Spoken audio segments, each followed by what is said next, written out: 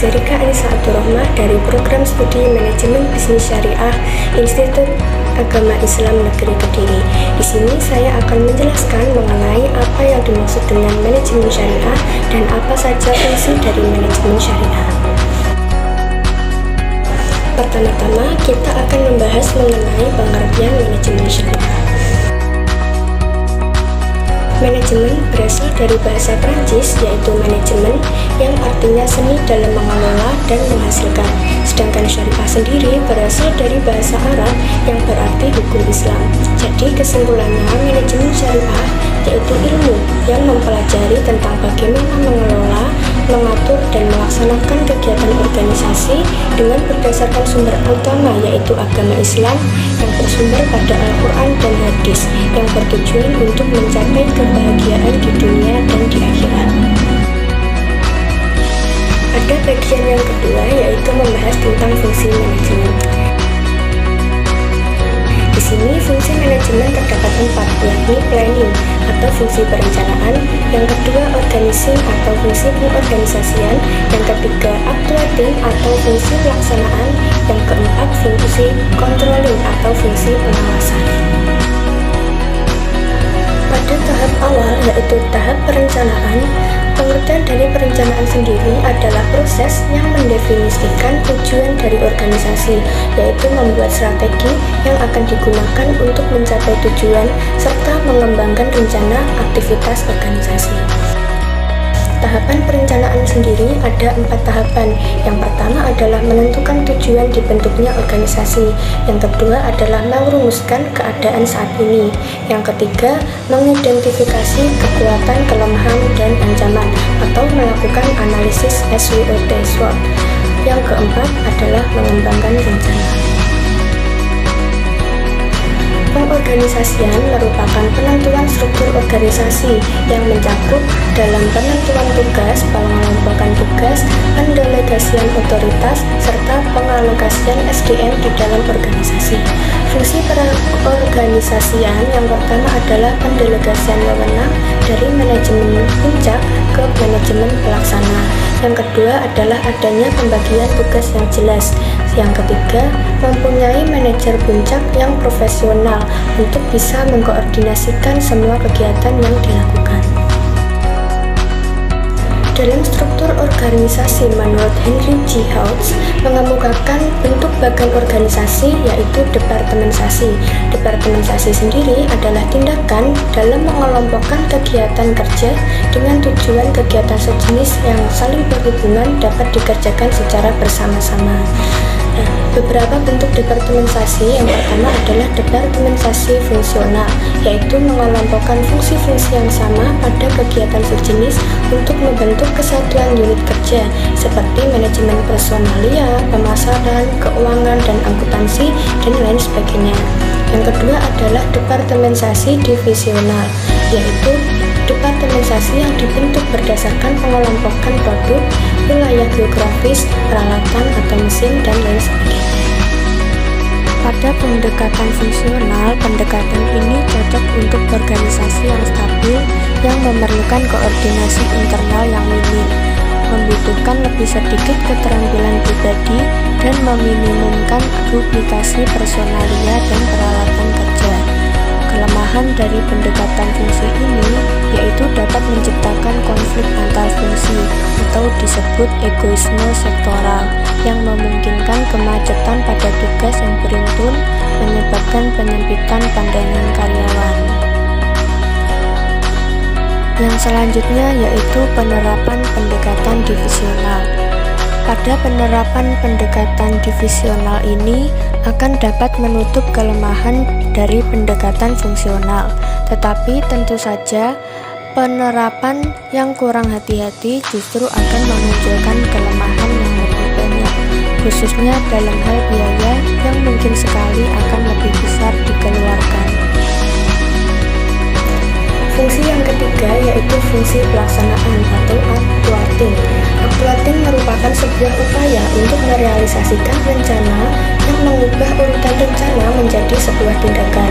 Fungsi ini haruslah melibatkan dari fungsi seorang kepemimpinan, yaitu memberi arahan dengan motivasi setiap karyawan untuk melaksanakan kegiatan organisasi sesuai dengan peran dan tanggung jawab mereka.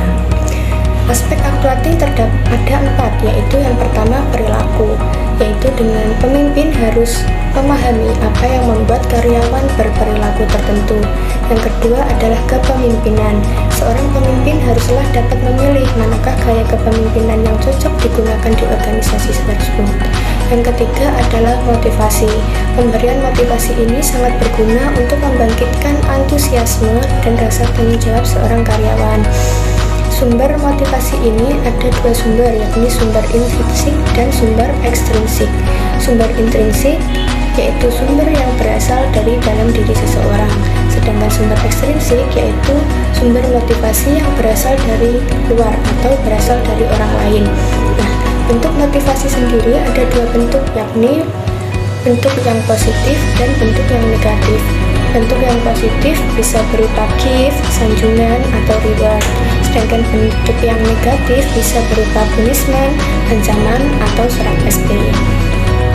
Sedangkan aspek actuating yang keempat yaitu aspek komunikasi. Seorang pemimpin harus mengkomunikasikan dengan jelas dan orang-orang bisa mengkoordinasikan pekerjaannya kepada seorang pemimpin tersebut. Fungsi manajemen yang terakhir yaitu fungsi controlling atau fungsi pengawasan. Tujuan adanya pengawasan adalah untuk melakukan evaluasi atas kinerja serta melakukan korektif apabila diperlukan untuk menjamin hasil kinerja yang dilakukan telah sesuai dengan apa yang diharapkan. Tipe-tipe pengawasan ada 3. Yang pertama adalah pengawasan pendahuluan. Pengawasan ini bertujuan untuk mendeteksi adanya masalah dan mengambil tindakan sebelum masalah tersebut terjadi. Dan yang kedua adalah tipe pengawasan saat kegiatan dilaksanakan. Tipe pengawasan ini bertujuan apabila terjadi suatu masalah yang ada dalam kegiatan dapat diberhentikan sementara. Yang ketiga adalah pengawasan umpan balik.